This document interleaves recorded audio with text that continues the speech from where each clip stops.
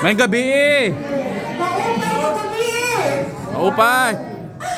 I am Bisaya by blood and Waray by blood. However, my parents decided to migrate to Brunei in the 1980s. So I am educated overseas, primary, secondary, pre-university. Only when it's time to take medicine did they brought me back to the Philippines because they believe that the Philippines curriculum is better than the British curriculum. And which is true. Which is true. In Brunei, my father was my computer teacher because he is the only computer study expert in Brunei during the 80s and the 90s. In fact, he authored a lot of textbook, secondary high school textbook in computer studies. And so he was my professor. He was a very strict teacher, and he's a black belter in jiu-jitsu. So, and I think a black belter in taekwondo as well. So all of us, I have 4 brothers, they're very afraid of him because he can throw chair on a door and wreck the door. So we were brought up in a military setting because my father, prior to teaching, was also a commandant in the Far Eastern Military Academy. Okay? So talagang military training kami. Now, I'm not going to make this sharing long because I truly care for you. There is a transport strike happening this week, and I want you to be home safe. I still want you to catch the bus. I still want you to be able to go home to your family and not have difficulty in commuting. So I will talk for only 5 to 10 minutes. Someday I wish it could be longer. Is that fine? Yes. All right. So as I was sitting there, I was imagining myself sitting where you are. Not in front, not as a leader who has been in the market for 7 years, but someone who has been invited just today. I tried and to visualize how you feel. And I realized that some of you may question how Pure Tear could take over the world of supplementation as one of the best. It seems like it's too good to be true. And this kind of product, I think, can only be afforded by those who can. And maybe some of you might think that this is a luxury more than a need. And in the current state that we are post-pandemic, if I may, a lot has suffered financially. Right. And though how much you want to believe in the power of Pure Tear, the primary question in your head is what's holding me back. Tama ba ko? Yes. And so as I sat there, I really want to ally, gusto ko talagang pakisamahan ang nararamdaman nyo ngayon. And so I will try my best to give justice to what we are doing right now so that before the day ends, you will realize, maiintindihan nyo kung bakit kayo pumunta dito at kung paano nyo sisimulan, come what may, anumang risk ang kailangan kong ibigay. Okay ba? Yes. Let's start. Number one. Pure Tear placenta is the only known massively produced stem cell in a capsule. And this is a fact that is accepted by both the masses and people in the health field. I know this because I'm a doctor. If you are promoting one of the first form of capsulized stem cell where you do not need to go to the doctor, to the hospital, to pay professional fees, to be confined, to use your HMO. If you can remove all of this obstacle that will put you in poverty the moment you get hit by any terminal or non-communicable diseases, would you take the chance? Yes. Ladies and gentlemen, the law of first. Kung una ka, panalo ka. Did you know in Microsoft 1980s, few believed the team of Bill Gates. But if you bought one share of Microsoft, you would have been a millionaire right now. And so the same, I'm telling you the same.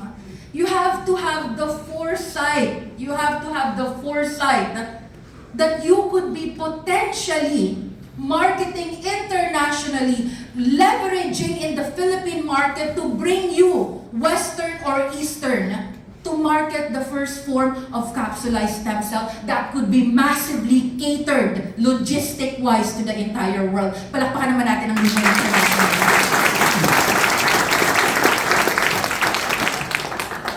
Now, the second thing that's probably holding you back is, what if mapahiya ako? What if I believed in it so much, I offered it to my loved ones, to my friends, to my colleague, to anyone I know, and mapahiya ako? Yes. So I was thinking about that. No? And my answer to that has always been the same from day one. Protect yourself. Just as how doctors would protect themselves. Quantify. Show proof and evidence. Do your before and after. For the past 7 years, ladies and gentlemen, because I have a responsibility towards my team, I make sure everything that I say is credible with integrity dahil pinanghahawakan yan ng confidence ng team ko. And so whenever I get sick, mind you, my mother died in her 40s from autoimmune disease. She's from Borongan Samar. And back then, nobody know how to diagnose lupus. There was no ANCA, there was no genetic tracing, there was no complex immunological assay. Nobody could detect what lupus is. But my mother, as early as 18 years old, may taning na siya ng 10 taon. And so my father did everything that he can to go overseas so that we could get free health care for my mother. In Brunei, it's free medicine, free ambulance, free confinement, free professional fees, free everything. And so we were able to extend my mother's life for another 20 years. But could I say the same to you? No. PhilHealth natin, kailangan mo ma-confine bago ka maka-discount. And the cost of medication in the Philippines, magugulat ka compared to other countries. In Malaysia, it's free. In Singapore, it's free. The Philippines, you have to buy.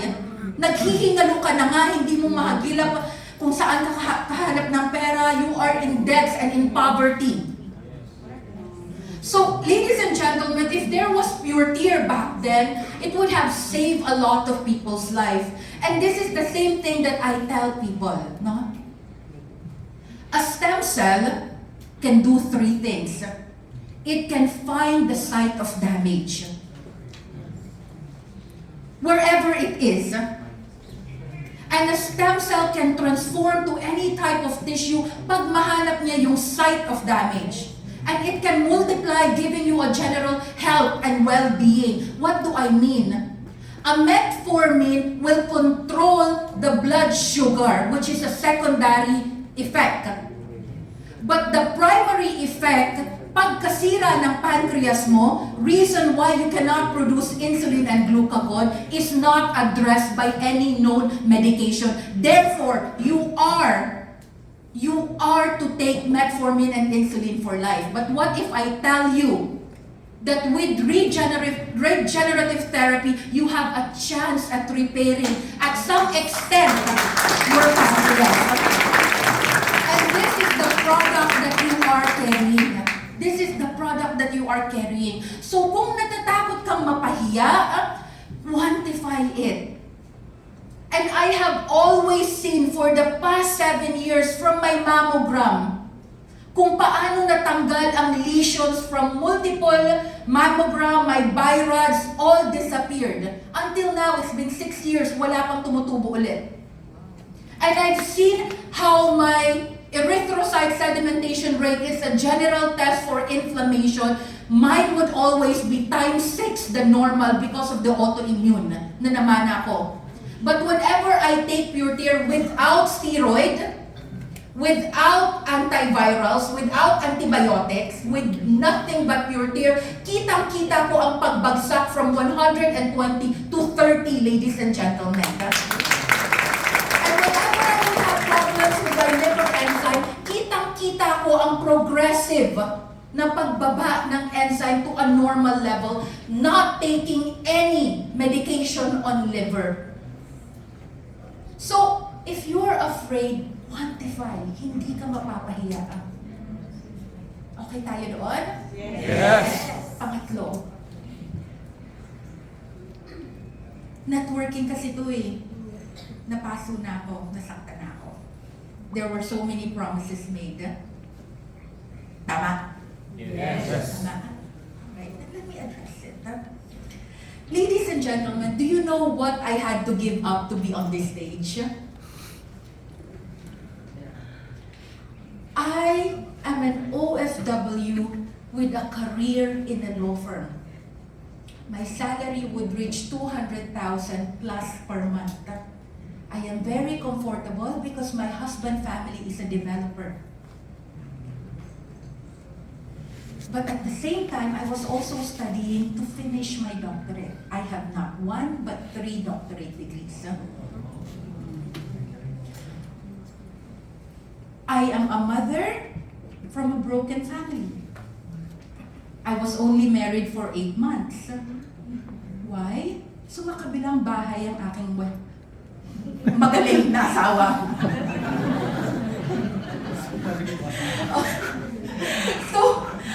So luckily the annulment was very fast. But what I had to give up, for the belief that I can make it work in Pure Tear. I had to give up a full-time career. I have to give up motherhood. I have to give up clinical. I've always dreamed working in a hospital. But I had to give up all of those dreams because I thought I wanted it. In exchange for standing in this platform.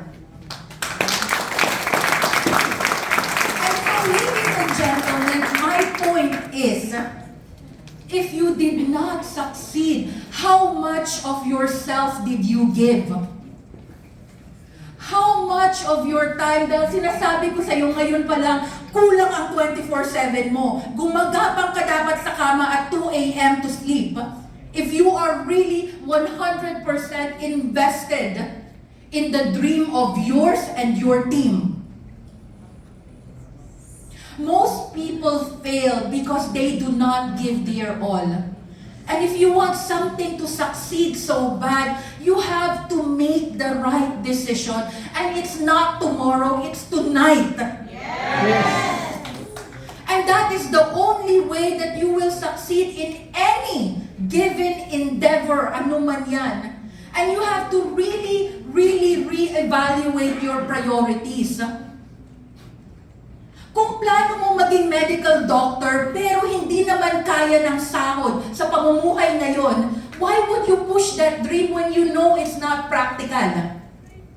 Most doctors right now, during the pandemic, they had to teach online and your salary is at 10,000 per month. Ano yan? Isang referral? So what I'm trying to say is, whatever your dreams, whatever your professions, whatever your expertise is, pag medyo napapagod ka na, if you see it's a routine, if you see you're not moving up, hindi ka gumagalaw up the ladder of corporate success, if your bank doesn't seem to be what you dream of, if your bank account is not cooperating with you, then maybe it's time to take a change. Right. You will always be who you are. Kung teacher ka pa rin. Kahit magbigay ka ng 3 o 4 na taon sa kumpanya na to, teacher ka pa rin. Pwede kang bumalik anytime. Yes. Hindi mo yan ipagpapalit because that's who you are. But that 3 to 4 years in believing in this platform full-time, it will generate you millions and other assets you have never dreamed of. Ladies and gentlemen, I will keep it to my 3 points, but I promise you, I wanted to talk to you so much more. Marami pa sana akong sasabihin, but because I love you and your time, I respect you being here, and I am very thankful. Thank you so much for tonight.